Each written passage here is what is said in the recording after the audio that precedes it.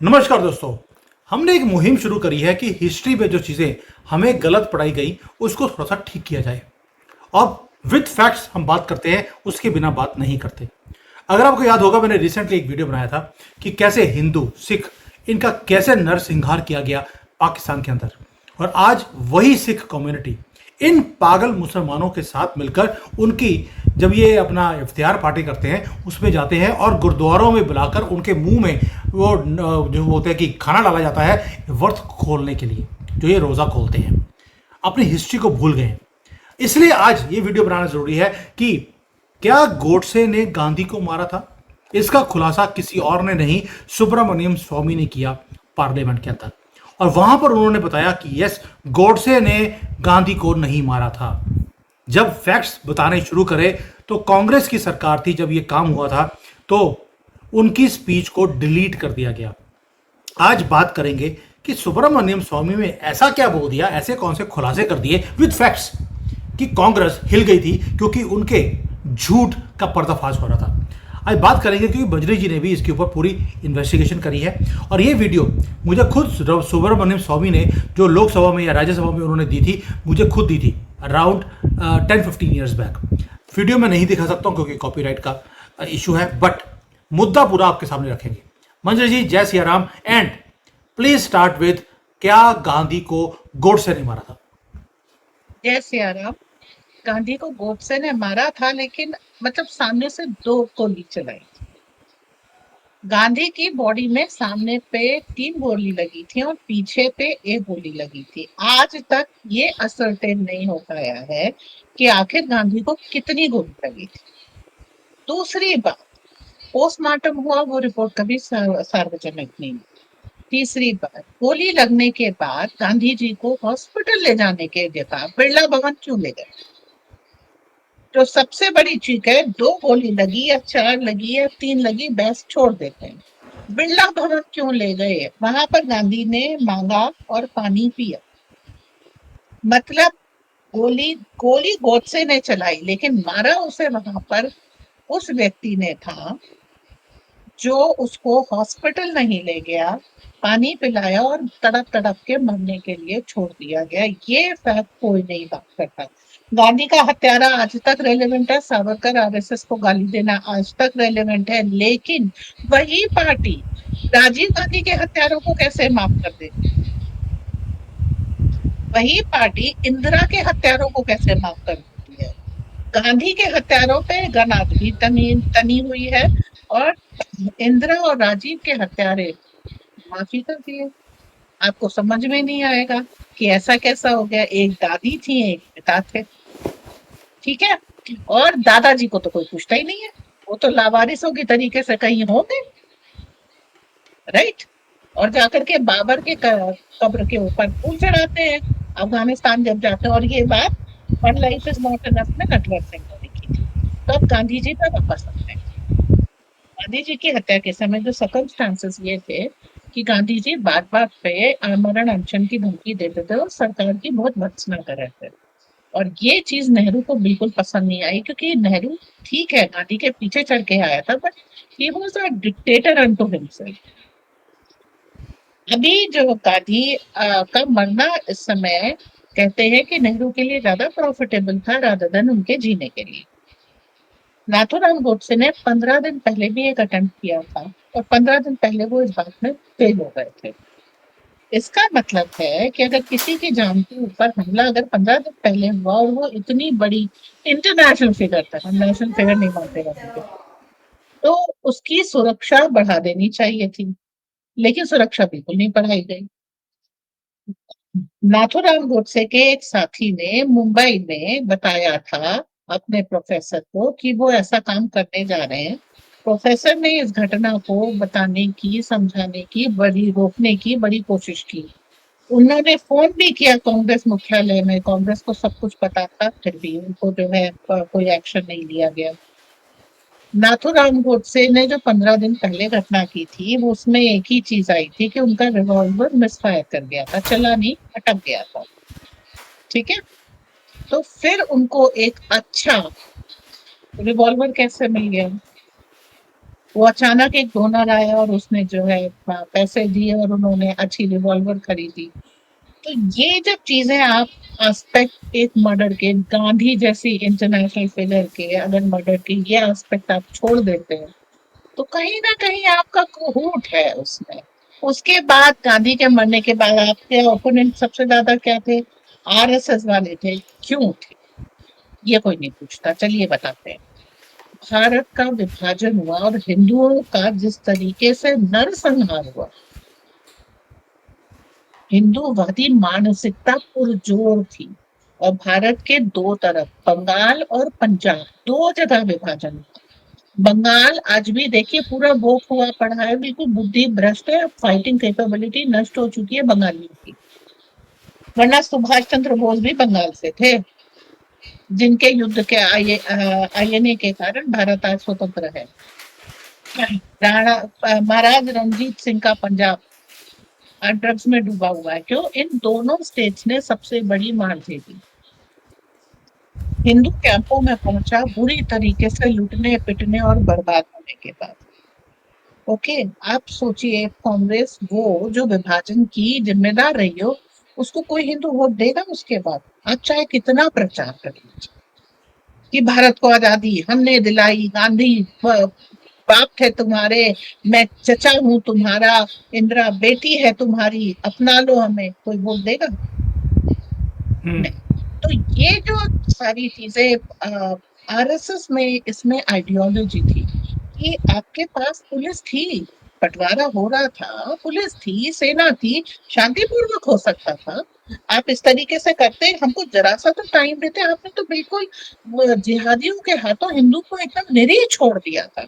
जैसे आपने कश्मीर में देखा, उस समय कश्मीर में सेना भी थी, पुलिस भी थी, लेकिन कश्मीरी पंडितों का नरसंहार हुआ। तो वो चीज क्या है? पुलिस और सेना मूक दर्शक को देखती रह गई। नेताओं को दिखाई नहीं दे रहा था कि क्या हुआ। और ये नरसंहार एक दिन तो चला नहीं, महीनों चला। तो अगर एक घटना हो जाती है और उसके बाद भी सरकारी तंत्र हरकत में नहीं आता, आप बहुत सारे, अब गोधरा जैसे काम देखिए, कांग्रेस की वर्किंग कमेटी का हाथ था उसमें। अजमेर शरीफ का काम देखिए, कांग्रेस के बंदे थे, क्योंकि जो दरगाह से रिलेटेड लोग थे, मुफ्ती से दरगाह के, वो कांग्रेसी थे। तो बहुत सारे दंगों में कांग्रेस का हाथ पाएंगे, उनके लोगों का हाथ पाएंगे, जनरली ये पर्टिकुलर कमेटी कम्युनिटी ही होती है। तो जब ये हो रहा था, तब आप कोहूर बने बैठे थे। दिसंबर की सर्दी में पाला पड़ रहा था, मस्जिद में शरण लिए लोगों को आपने निकलवा दिया मस्जिद से बाहर और उनके ऊपर पानी की बौछार तक कर दी कि अगर पाकिस्तान से यहाँ आने में नहीं मरे हो तो अब मर जाओ। तो कांग्रेस ने अपना जनाधार उस समय खत्म कर दिया। आपको एक रोजी पिक्चर दिखाई जाती है, अगर भारत की आजादी की जिम्मेदारी कांग्रेस ने ली है, तो भारत के बंटवारे की जिम्मेदारी भी कांग्रेस को लेनी पड़ेगी। और इसी चीज में आरएसएस बहुत बड़ी रोक थी, हिंदू महासभा बहुत बड़ी रोक थी। इसलिए एक आपको आगे आने वाले इलेक्शन को जीतने के लिए एक ऐसा मुद्दा चाहिए था जिससे हिंदूवादी मानसिकता को दबाया जा सके, कुचला जा सके, और फिर से उस मूर्खतापूर्ण सेक्युलरिज्म की स्थापना की जा सके, जिससे रथ पे चढ़ के नेहरू जीत जाए। और इसमें जो है गांधी का मरना जरूरी था, क्योंकि ये वो सब शुरू अगर कहीं से किया जा सकता है तो कोई बलि देनी पड़े। और गांधी इस समय अप्रासंगिक हो चुके थे। क्यों? भारत की स्वतंत्रता, तो स्वतंत्रता भारत को मिल चुकी थी, और वो हर जगह पॉलिटिकल डिसीजंस में अपनी टांग अड़ा रहे थे। उनको कोई पॉलिटिकल पद भी नहीं लेना था। जैसे पहले भी, आजादी के पहले भी कांग्रेस गांधी चला रहे थे, कांग्रेस अध्यक्ष वो बनते नहीं थे, वर्किंग कमेटी की बात कोई पोस्ट संभालते नहीं थे, लेकिन चलती हमेशा गांधी की थी। जब सुभाष चंद्र बोस जीते थे तो उन्होंने पटाभी सीतारमैया को बनवाया था कांग्रेस अध्यक्ष। तो अगर वो कांग्रेस अध्यक्ष रखने बदलने की इस समय नॉन पोस्ट पे हो करके भी इतनी कुवत रखते थे, तो फिर वो बाद में इस चीज को सरेंडर क्यों करना चाहेगी? गांधी की व्यूज पे ये देश चल रहा था। गांधी अपनी वो ताकत को छोड़ने को तैयार नहीं थे। और नेहरू लालायित थे पूरा अपने उसमें कब्जा करने के लिए भारत को। गांधी अप्रासंगिक हो चुके थे और गांधी की जरूरत खत्म हो चुकी थी। तो गांधी को कुर्बान करके कांग्रेस को बचाया जा सकता। और गांधी की जिस तरह की बातें थी, उनका डायरेक्ट हिंदू विरोध बहुत हो रहा था। एक तो ये मस्जिद वाली घटना थी, फिर मंदिर में कुरान पढ़ना, 170 लोगों के ऊपर एफआईआर कराना, चलते दंगे में मीरा को भेज देना जो कि अपनी पोती थी। फिर उनके जो सत्य से उनके एक्सपेरिमेंट्स विद ट्रुथ चल रहे थे, वो भी किसी को, क्योंकि चरित्र भारत में बहुत इंपॉर्टेंट है। तो गांधी इस तरीके की हरकतें कर रहे थे कि गांधी को बर्दाश्त करना ना तो जनता के लिए संभव था और ना नेहरू के लिए संभव था। अब अगर गांधी जिंदा रहते तो कांग्रेस पूरी खत्म हो जाती, और कांग्रेस खत्म हो जाए, ये स्टेटमेंट गांधी दे चुके थे कि अब स्वतंत्रता मिल गई है, कांग्रेस को भंग हो जाना चाहिए। क्यों? क्योंकि कांग्रेस में अब उनकी कोई छूट नहीं रहा था, तो उन्हें कांग्रेस को ही भंग करने की सूझ गई। इसलिए गांधी अगर चले जाते हैं और गांधी को कोई हिंदू मार देता है, तो एक तीर से दो शिकार हो जाए। और यही जो है की गई कि नाथूराम गोडसे को एक अटेम्प्ट करने के बाद जो फेल हो गया, किसी ने पकड़ा नहीं, जबकि धरपकड़ में ब्रिटिश पुलिस का कोई मुकाबला ही नहीं था। जो पुलिस की रेड पड़ती थी उसके कारण गांव गांव उजड़ जाता था, इतनी तगड़ी तरीके से एक एक को पकड़ के टॉर्चर किया जाता था। वही ब्रिटिश पुलिस आपके पास है अभी। सो कॉल्ड आजादी को ज्यादा समय हुआ नहीं है, पूरे 6 महीने हुए नहीं है, तो पुलिस वही, सिस्टम वही, सब कुछ वही। गांधी की जान के ऊपर जनवरी में अटेम्प्ट हो ही चुका है, और एंड ऑफ जनवरी आप सारे असलहे के साथ आप देखते हैं कि नाथूराम गोडसे ने गांधी को फिर से गोली मार दी। वो कहता मैंने 2 गोली चलाई, गांधी को 3 गोली लगी, और चौथी उनको कहते हैं पीठ पे लगी। तो बाकी 2 गोलियों का क्या हुआ? और उस समय जितने लोग भी पॉलिटिकल लीडर्स, जिनका आप श्यामा प्रसाद मुखर्जी देख लीजिए, दीनदयाल उपाध्याय देख लीजिए, गांधी देख लीजिए, शास्त्री देख लीजिए, एक के बाद लाला लाजपत राय देख लीजिए। गांधी की किस्मत चमकाने के लिए कोई एक बड़ा नेता जो उस समय होता था, वो अचानक से किसी दुर्घटना में मारा जाता था और गांधी उसकी जगह कब्जा कर लेते थे। इसी तरीके से गांधी को मार करके नेहरू ने वो स्पेस कब्जा कर ली, क्योंकि मेंटालिटी तो वही थी।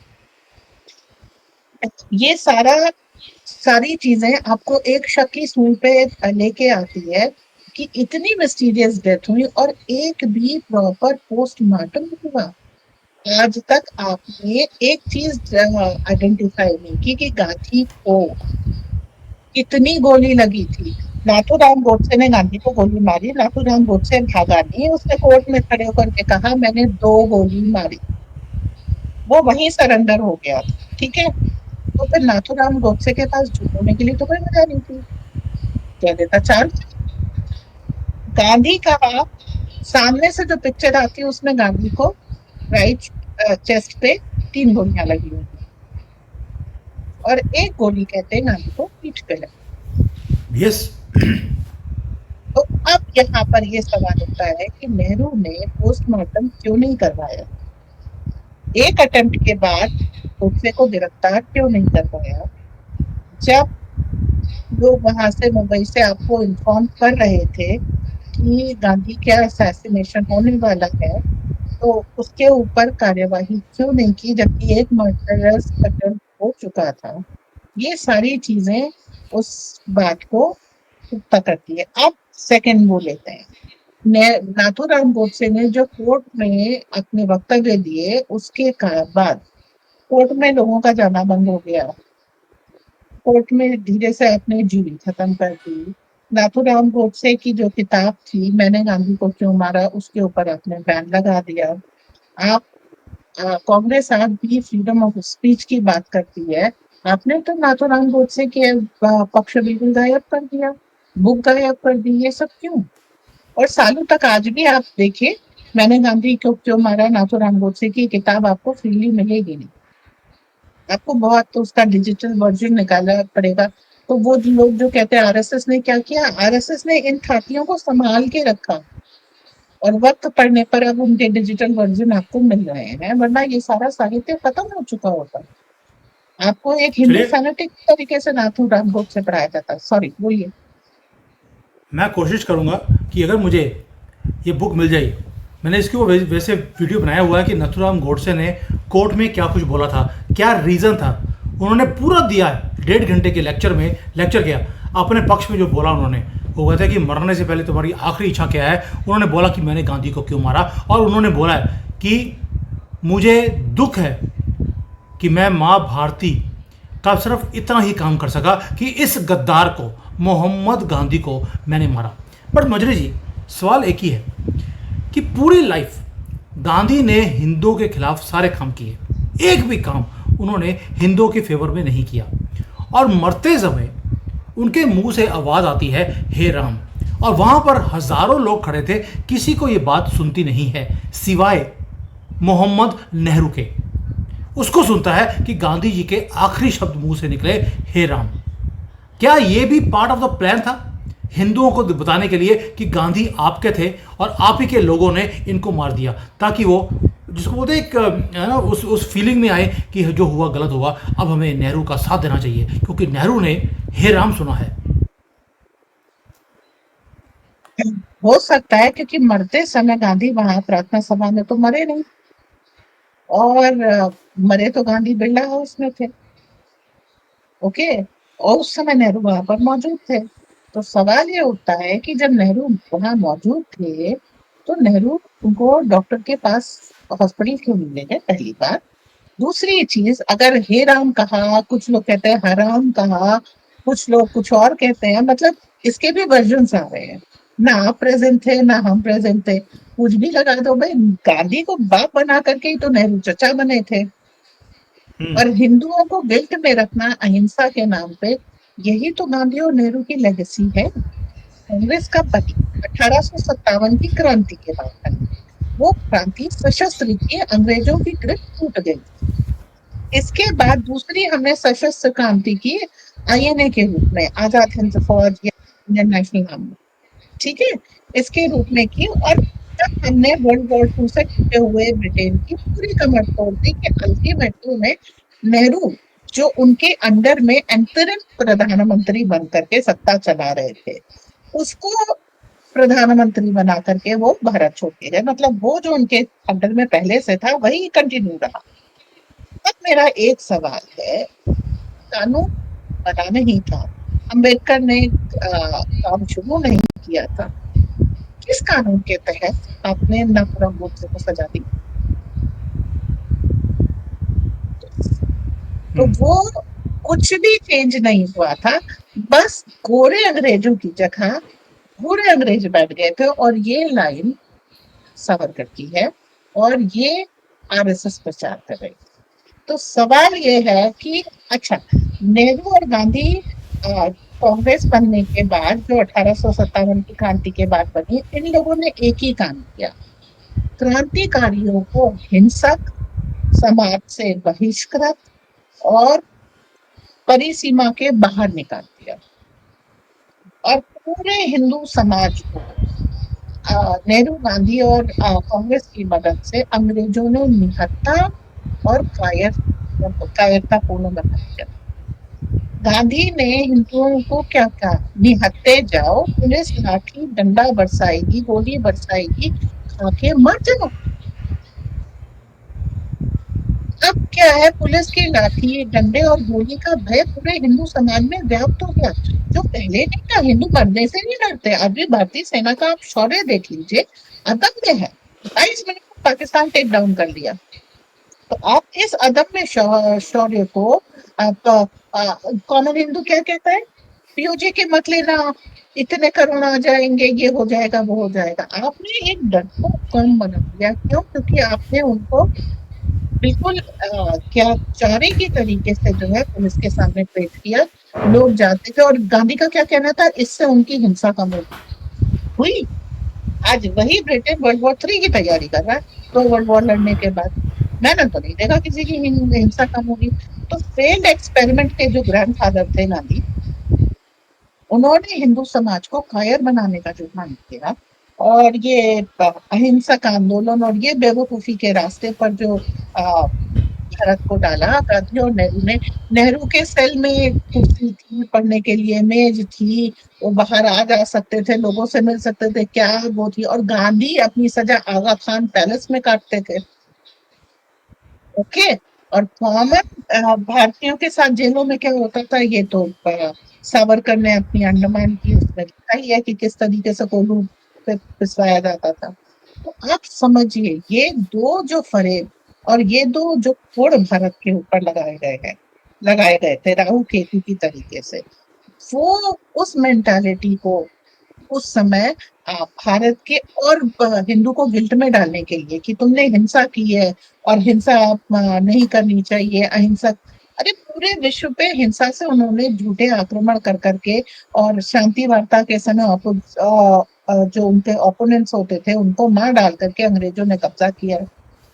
और उनके प्रति आप जो है सशस्त्र प्रतिकार को आपने अहिंसक बना दिया। और उसके बाद कहा कि और ये मट्टी डालना चाहते थे वो जो लाखों करोड़ों हिंदू इतनी विभीषिका झेल करके भारत आए। जब नेहरू लियाकत समझौता 1966 में हुआ और उसमें उन्होंने कहा है कि हिंदू चाहे तो पाकिस्तान में रह सकते हैं और मुसलमान चाहे तो भारत में रह सकते हैं, तो बंटवारा किया क्यों था? हिंदू नरसंहार के लिए और ट्रेड रूट रोकने के लिए, क्योंकि पाकिस्तान में आज भी हिंदू है, भारत में आज भी मुस्लिम है, और भारत मुस्लिम आतंकवाद से पीड़ित है। इस चीज को आपको देख करके चलना चाहिए कि सारा प्लान ये था कि अब हिंदू को डिसआर्म करो, अहिंसक बनाओ, फिर इनको कन्वर्ट करो और इनको खत्म करो। और एब्राहमिक अकॉर्ड के थ्रू ये किया जा रहा था, जो आज भी लागू है और ट्रंप उसका समर्थन करता है। उन्होंने अपनी प्रेसिडेंसी के बाद एब्राहमिक अकॉर्ड को रीइटरेट किया। तो सारा सब कुछ यही है। आज भी गोडसे को एक विलन की तरीके से दिखाया जाता है, परंतु वो मधु जिसकी एक वजह से राजीव गांधी गए, उसको हिंसक विलेन और फेनेटिक की तरह नहीं दिखाते। वो जो दो सिख बंधु थे जिन्होंने इंदिरा पे गोली चलाई थी, उनको फनाटिक की तरीके से आप नहीं दिखाते। तो गोडसे क्यों?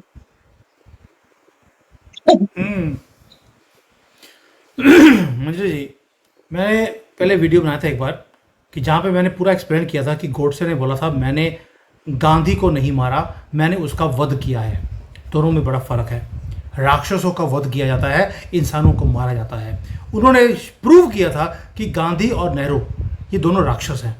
और मेरा उस वीडियो में भी एक ही गुस्सा था मेरा गोडसे के ऊपर, आज भी है, कि गोडसे ने जब मोहम्मद गांधी को गोली मारी थी तो मोहम्मद नेहरू भी साथ में थे यार, उसका काम भी निपटा देते। हमारे देश से ये जो दो सबसे बड़े कोड, मोहम्मद नेहरू और मोहम्मद गांधी, दोनों खत्म हो जाते।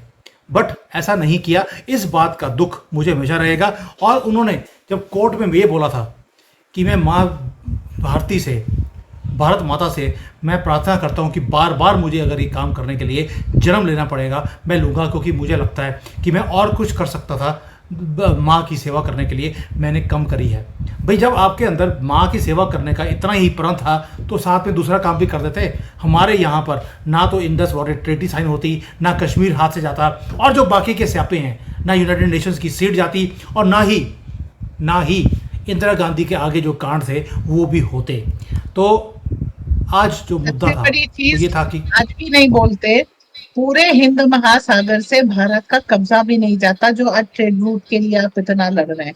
यहाँ से लेकर के आप मेडिटरेनियन सी तक, भूमध्य सागर से, मतलब जिसको आज आप साउथ चाइना सी कहते हैं, वो इंडो पैसिफिक से लेकर के भूमध्य सागर तक और पूरे हिंद महासागर पे आपका कब्जा होता।